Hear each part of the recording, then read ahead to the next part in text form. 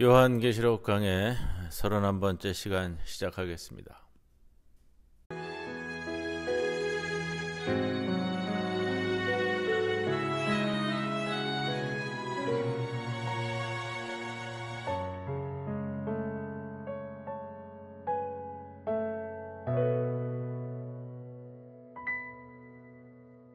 왕이신 나의 하나님, 내가 주를 높이고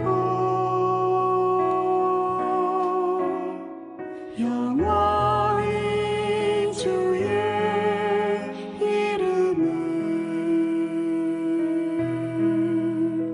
송축하리이다.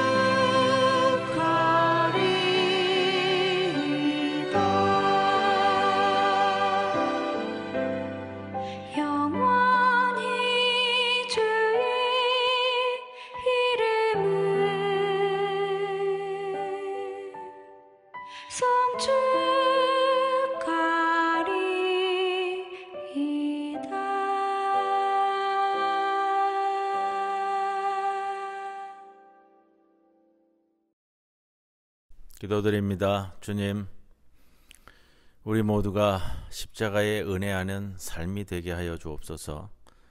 아버지의 사랑과 구속하신 은혜를 경험했음에도 불구하고 여전히 버리지 못하고 꿈틀거리고 있는 썩어져가는 세상을 쫓아 살려고 하는 욕구들을 십자가에 못 박아 주옵소서. 세상의 풍조와 유혹의 바람 앞에 놓인 촛불처럼 흔들리기 쉬운 저희들을 주님의 크신 능력으로 붙잡아 주셔서 늘 세상을 이기는 능력의 삶을 살도록 인도하옵소서. 십자가를 바라볼 때마다 오만하고 자고하였던 마음이 하나씩 깨어져 가는 것을 경험하며 새로운 감동과 기쁨으로 인하여 변화되는 삶이 우리의 삶 가운데 있게 하옵소서. 우리가 하는 모든 일에서 아버지의 뜻을 주님의 방법으로 이루도록 이끄시옵소서. 예수님의 이름으로 기도드리옵나이다. 아멘. 찬송가 339장 함께 찬송드립니다.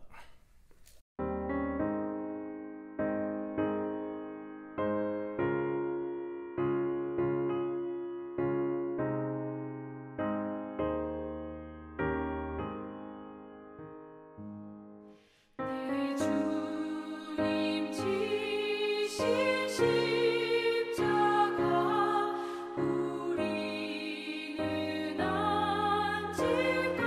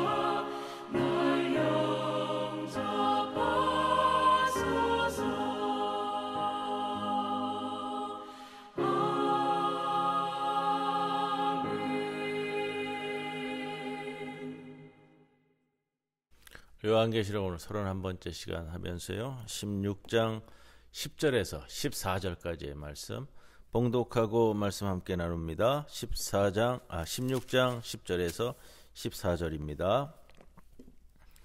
또 다섯째 천사가 그 대접을 짐승의 왕좌에 쏟으니 그 나라가 곧 어두워지며 사람들이 아파서 자기 혀를 깨물고 아픈 것과 종기로 말미암아 하늘의 하나님을 비방하고 그들의 행위를 회개하지 아니하더라. 또 여섯째 천사가 그 대접을 큰 강 유브라데에 쏟음에 강물이 말라서 동방에서 오는 왕들의 길이 예비되었더라. 또 내가 보매 개구리 같은 새 더러운 영이 용의 입과 짐승의 입과 거짓 선지자의 입에서 나오니 그들은 귀신의 영이라. 이적을 행하여 온 천하 왕들에게 가서 하나님 곧 전능하신 이의 큰 날에 있을 전쟁을 위하여 그들을 모으더라. 오늘 지난주에 이어서 대접 재앙에 대한 말씀을 나누는데 오늘 본문 말씀은 다섯째 대접 이야기부터 시작이 됩니다. 자, 첫 번째, 두 번째, 세 번째, 네 번째의 심판의 대상이 자연계였습니다. 자연적인 것들이었는데 다섯 번째 대접 재앙이 와서는 짐승의 보호자를 강타하고 있는 그런 모습입니다. 10절 말씀 제가 다시 한번 봉독하면요. 또 다섯 번째 천사가 그 대접을 짐승의 왕좌에 쏟으니 그 나라가 곧 어두워지며 사람들이 아파서 자기 혀를 깨물었다. 짐승의 왕좌라는 것은 지금 세계를 지배하는 로마 제국의 통치권을 상징하는 표현이 될 겁니다. 천사에 의해서 하나님의 진노가 담긴 다섯 번째 대접이 짐승의 보좌, 짐승의 왕좌에 쏟아졌습니다. 이것은 로마 제국의 이 악마적인 통치, 사탄적인 통치에 대한 하나님의 심판을 의미하는 말씀이고요. 짐승은 용으로부터 권력 행사를 승인받고서 용의 통치를 대행하는 자들입니다.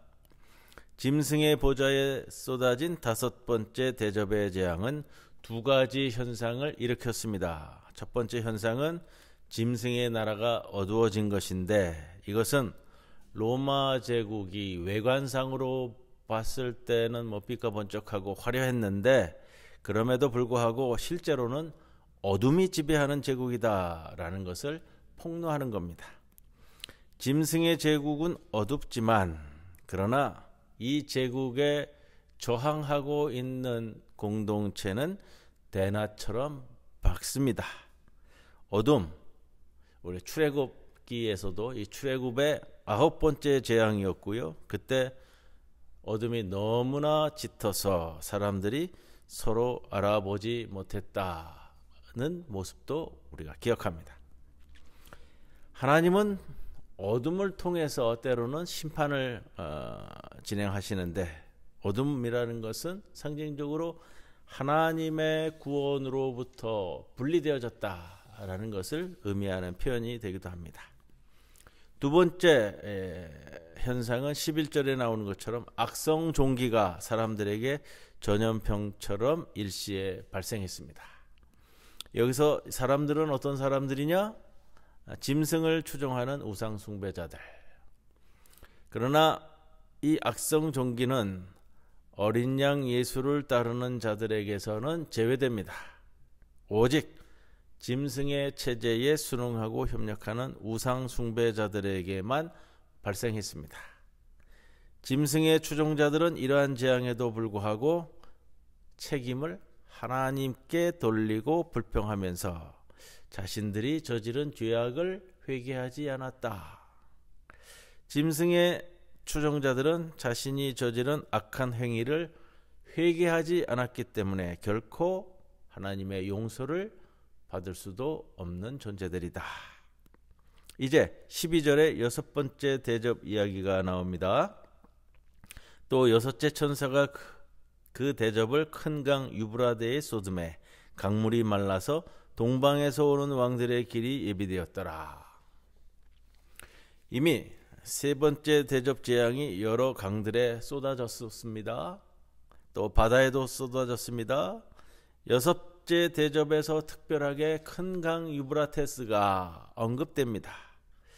우리가 계시록 9장에서 나오는 나팔 소리에 대한 부분에 있어서도요, 여섯 번째 나팔에서 큰 강 유브라테스가 언급된 것과 비슷합니다. 유브라테스 강은 구약 성서에서 이스라엘의 국경을 나타내는 경계선으로 자주 언급됐습니다. 그리고 그 강을 큰 강이다 이렇게 불렀습니다. 구약 시대에는 유브라테스 강 이 동쪽에 있었던 나라들이 바벨론, 아시리아, 메데, 페르시아 이런 강들이 있었고요. 이런 제국들은 유브라데 강을 건너와서 이스라엘을 공격하곤 했습니다. 1세기 말역 우리 요한계시록을 저술되고 있는 이 시기를 배경으로 산다면 유브라테스 강은 지금은 이제 로마 제국의 경계선이 되는 거예요. 로마 제국의 경계선인데 강 건너편에 여러 나라들이 물론 있었지만 그 중에서 당시에는 파르티아 제국이 가장 강성하게 있었다.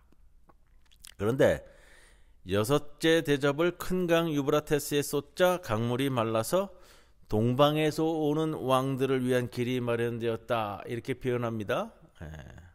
하나님의 강물을 말린 전례는 구약 성서에서도 여러 번 등장을 하곤 합니다.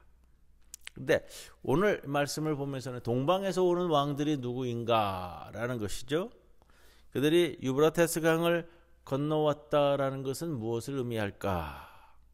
이제 이 강을 건너와서 동방의 왕들이 아마겟돈에 이제 모여들 건데 동방에서 오는 왕들은 로마의 부추김에 의해서 로마 제국주의 전쟁에 동맹군 형식으로 참전하도록 미혹된 14절에는 이제 온천하 왕들 이렇게 표현합니다. 온천하 왕들. 그들은 동맹군들로서 로마의 동맹군으로서 아마겟돈에 집결하기 위해서 그 강을 건너온 겁니다. 아마겟돈에 집결한 왕들이 동방의 왕들을 대적하지 않고 하나님의 대리자인 천상의 예수에게 대적하는 무리들이다라는 것이 되어지고요. 유브라테스 강이 말라서 동방의 왕들이 그 강을 쉽게 건너온 것이 어떤 의미에서 하나님의 재앙일까? 로마 제국에 대한 하나님의 재앙이라고 얘기하는데 왜 유브라테스 강이 말라서 동방의 왕들이 건너갔을까? 그런 거 이런 거예요. 로마 제국이 그동안 로마의 평화라는 정치적인 선전을 통해서 식민지 사람들을 속이지 않고서는 지탱할 수 없었던 폭력적인 체제였습니다. 유브라테스 강물이 평상시처럼 흐르는 동안에는 로마의 평화라는 선전을 통해서 이러한 기만이 효과를 냈기 때문에 로마 제국은 동맹국들과 모의하고 있었던 전쟁 전략들 이런 것들을 은폐할 수 있었고 식민지 사람들의 협력을 계속해서 받을 수 있었을 겁니다. 그런데 천사가 여섯 번째 대접을 유브라테스 강에 쏟아서 강물을 말리고 길을 내므로써 동방의 왕들이 로마의 동맹군으로서 군대를 이끌고 와야만 하는 상황이 되었다. 로마에 도움이 되게 하기 위해서. 그 전에는 이제 그것까지는 아니었어요. 유브라테스 강이 있었을 때는. 자, 이제는 이 로마가 그동안 숨기고 있었던 전쟁 전략과 그들의 호전성 이런 것들이 백일하에 노출되어서 그들까지 불러들여서 동원해야만 하는 상황이 되었다. 이렇게 보여지는 거예요.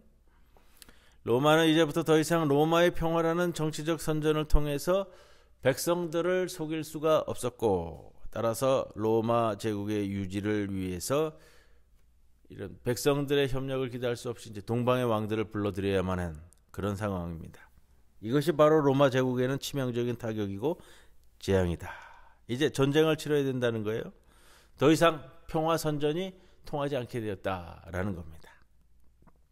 자, 13절 14절 말씀을 보면서요. 생각할 것은 이제 이제 아마게돈 전쟁이 가운데 있고 동방의 왕들이 넘어오잖아요. 우리가 6번째 대접 이야기까지 했고 그 다음에 이제 뒷부분에 7번째 대접 이야기가 나올 텐데 그 중간 상황이 중요한데 이것이 우리에게 어떻게 주어졌느냐 본문 말씀 한번 더 봉독하고 말씀드립니다. 13절 또 내가 보매 개구리 같은 새 더러운 영이 용의 입과 짐승의 입과 거짓 선지자의 입에서 나오니 그들은 귀신의 영이라 이적을 행하여 온 천하 왕들에게 가서 하나님 곧 전능하신 이의 큰 날에 있을 전쟁을 위하여 그들을 모으더라. 자, 요한계시록의 저자 이 요한 사도가 마지막 전쟁으로 설정하고 있는 아마겟돈 전쟁 지난주 말씀을 나누면서도 잠깐 우리가 맛배기로 말씀을 나누었고요. 자, 첫 번째 대접부터 오늘 6번째 대접까지의 사건들, 재앙들은 이미 일어난 사건들입니다. 자, 7째 대접의 재앙은 아직 일어나지 않은 사건이고요. 미래적 사건이 될 겁니다. 7째 대접의 재앙은 마지막 재앙이 될 것이고 그 재앙을 통해서 로마 제국과 그 동맹국들이 붕괴되고요. 로마 제국주의 체제를 이제 영원히 해체시킬 겁니다. 이러한 도식에서 6째 대접과 7째 대접 사이의 그 시간이 언제냐? 지금 현재의 시간이다 이거예요. 미래 7째 대접 사건을 통해서는 로마 제국이 다 무너질 건데 지금은 이제 6째 대접 시간이 끝나고 그 가운데 시간인데 그 가운데 시간이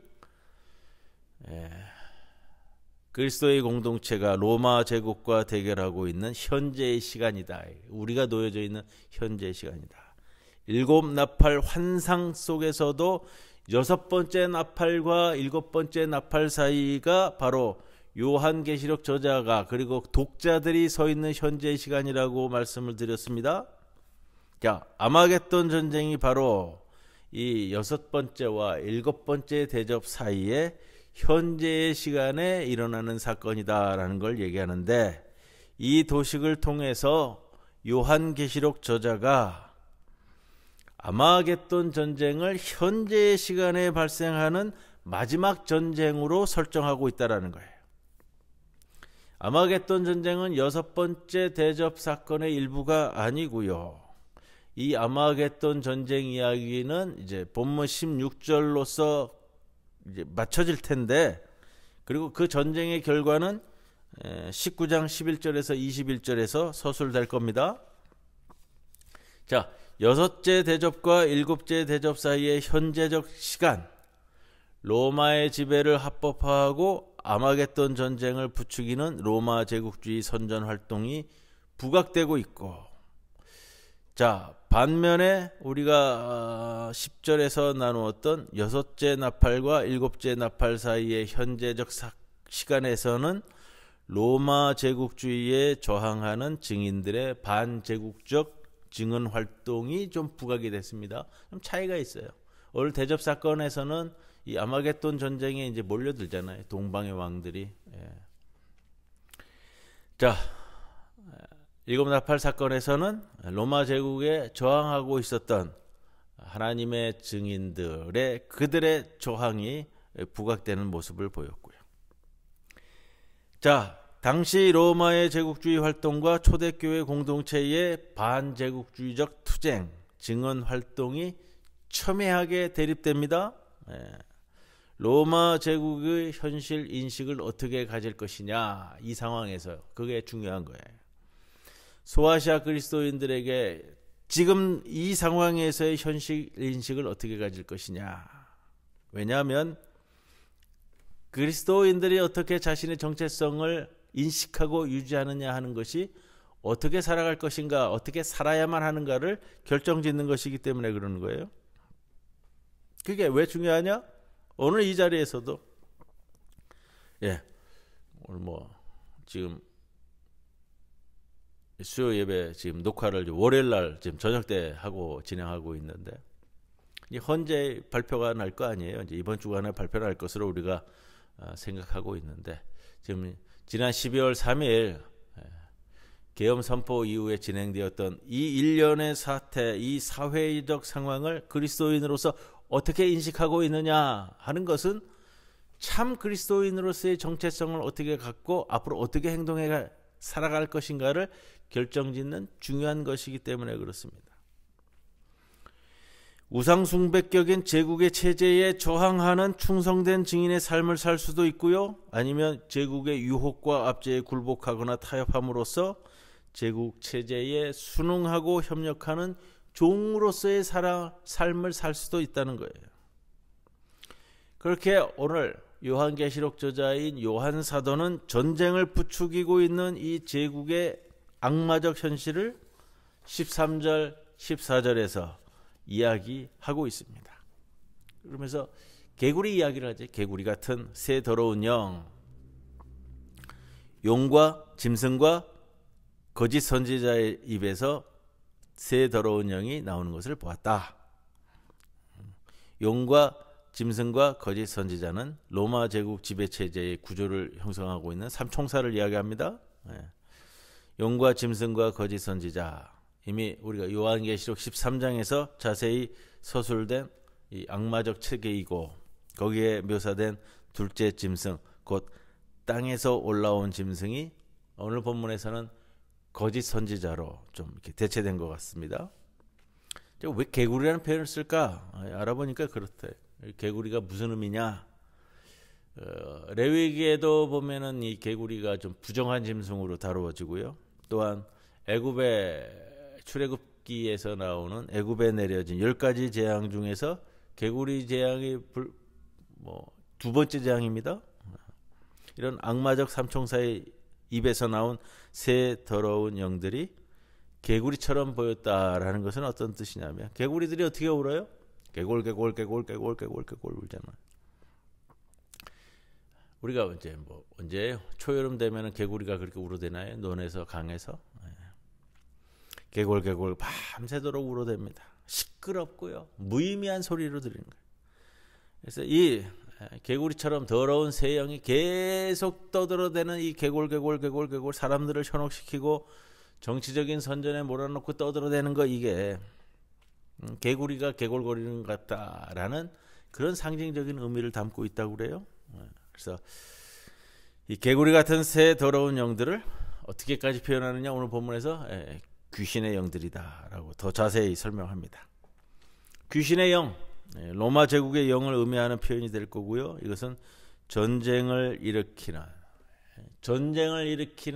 호전적인 로마 제국의 영, 악마적 성격의 영이라는 것을 의미합니다. 14절에 요한 사도는 귀신의 영이 하나님 곧 전능하신 이의 큰 날에 있을 전쟁을 위하여 온 천하 왕들을 소집하였다. 이제 마지막 전쟁을 치르는 거예요. 여기서 이제 중요한 표현이 있잖아요. 요엘서에서도 나오는 표현인데 반복이 됩니다. 요엘서에 나오는 표현을 요한 사도가 차용해서 쓰고 있다. 하나님의 큰 날. 하나님의 큰 날. 이게 무엇을 의미할까? 하나님의 큰 날에 아마겟돈 전쟁이 벌어지는데 이 이해를 정확히 해야 되는 겁니다. 하나님의 큰 날에 아마겟돈 전쟁이 일어나는데 이것은 하나님의 군대와 로마를 대표하는 악의 성격의 군대가 맞붙는 충돌하는 전투의 날, 이렇게 이해하면은 이해를 잘못하신 거예요. 선과 악이 마지막 전쟁을 치르는 날이다, 이렇게 표현하면, 물론 상징적인 표현이에요. 아마겟돈 전쟁이라는 건 지난주에도 말씀을 드렸고요. 다음 주에는 더 자세히 좀 더 반복해서 말씀드릴 건데, 아마겟돈 전쟁이 일어나는 하나님의 큰 날은 무슨 날이냐? 하나님께서 악인들을 심판하고 멸절시키는 날이다. 아마겟돈 전쟁의 그 날에, 하나님의 큰 날에 하나님이 악인들을 심판하셔서 멸절시키는 날이 이 날이다.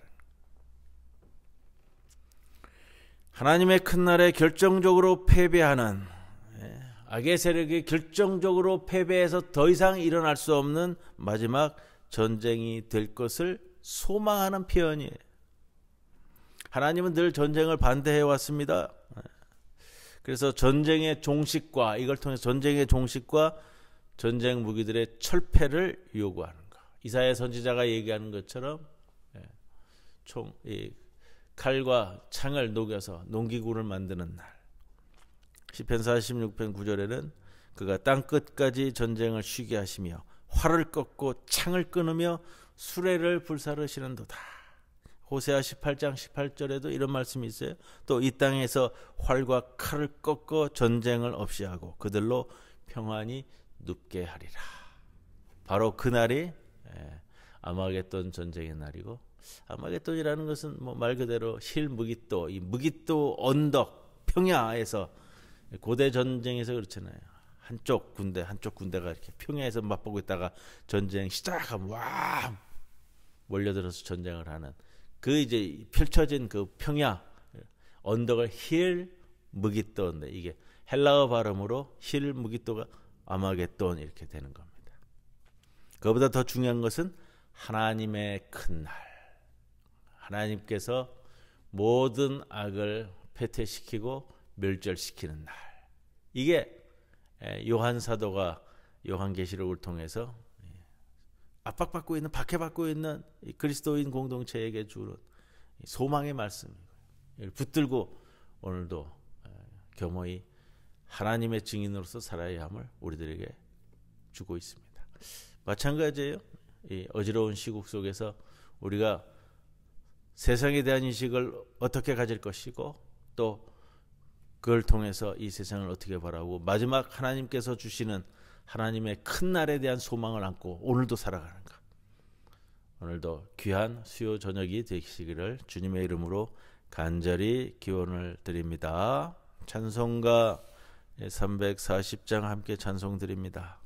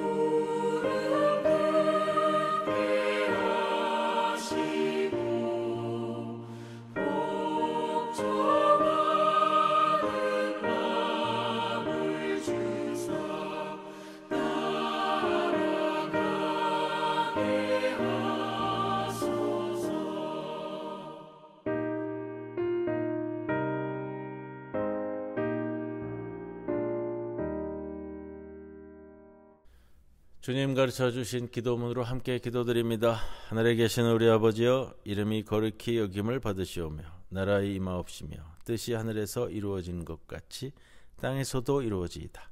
오늘 우리에게 일용할 양식을 주시옵고, 우리가 우리에게 죄 지은 자를 사하여 준 것 같이 우리 죄를 사하여 주시옵고, 우리를 시험에 들게 하지 마시옵고 다만 악에서 구하시옵소서. 나라와 권세와 영광이 아버지께 영원히 있사옵나이다. 아멘.